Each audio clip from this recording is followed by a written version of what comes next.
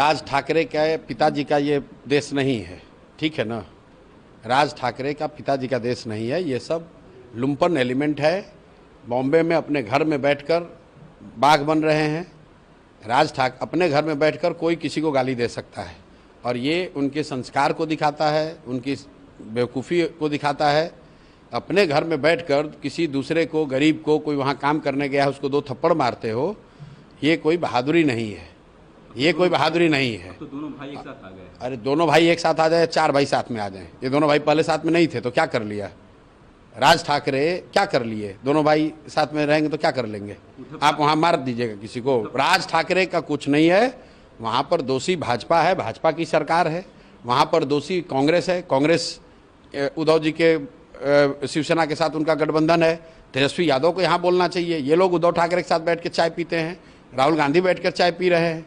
जब हम लोग शिवसेना को हमने मदद की तो हमने उनसे आश्वासन लिया था कि बिहार के हिंदी भाषी लोगों को बॉम्बे में, महाराष्ट्र में कोई भी नुकसान नहीं होना चाहिए, कोई भी मारपीट नहीं होनी चाहिए, अपशब्द उनके साथ नहीं होना चाहिए। और आप ANI के रिपोर्टर हैं, आप जाकर चेक करा लीजिए। 2020 से लेकर इस घटना से पहले तक एक भी शिवसेना की ओर से कोई ऐसी घटना बिहारियों के प्रति, हिंदी भाषियों के प्रति नहीं हुई है।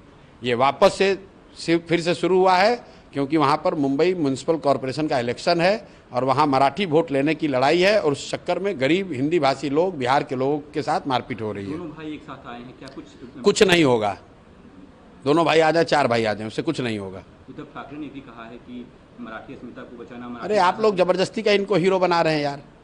महाराष्ट्र तो आज तक जीत नहीं पाए। महाराष्ट्र में हमसे ज़्यादा उनको नहीं ना कोई जानता है। महाराष्ट्र और कोंकण को छोड़ दीजिए तो इनको विदर्भ में कोई नहीं जानता है, मराठवाड़ा में कोई नहीं जानता है, वेस्टर्न महाराष्ट्र में कोई नहीं जानता है, और ये बिहार और देश की क्या बात करेंगे। मैं आपको फिर से दोहरा रहा हूँ, आप कहते हैं कि आप सनातन को मानते हैं, हिंदू धर्म को मानते हैं। हिंदू धर्म के हिसाब से भी देखिए तो अपने यहाँ घर में, आपके गाँव में, आपके शहर में आए हुए किसी असहाय, किसी गरीब को मारना, ये कौन सा धर्म है?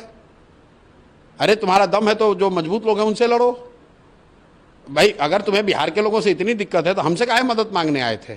जाके देखिए फोटो, हमसे मदद मांगने आए थे कि नहीं? हम मराठी बोलते हैं, हमसे काहे मदद मांगने आए थे? हम भी तो बिहार के ही हैं। ये यही धर्म सिखाता है। किसी अपने से कमजोर व्यक्ति पर अत्याचार करना, ये ना धर्म है ना राजनीति है, ये सिर्फ बदमाशी है और कुछ नहीं।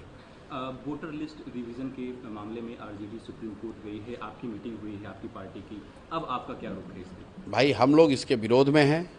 हम लोग का स्पष्ट मत है कि लोकसभा के दौरान जिस वोटर लिस्ट का प्रयोग किया गया, जिसके दम पर, जिसके आधार पर देश की सरकार का चुनाव हुआ, जिसकी वजह से आज प्रधानमंत्री के तौर पर मोदी जी देश में बैठे हुए हैं, उस वोटर लिस्ट को भी तो इसी इलेक्शन कमीशन ने बनाया था।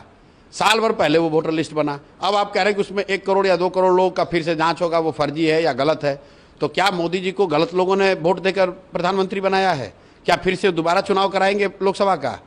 तो हम लोग का स्पष्ट मत है कि जो लोकसभा के दौरान जो वोटर लिस्ट था उसी का उपयोग होना चाहिए।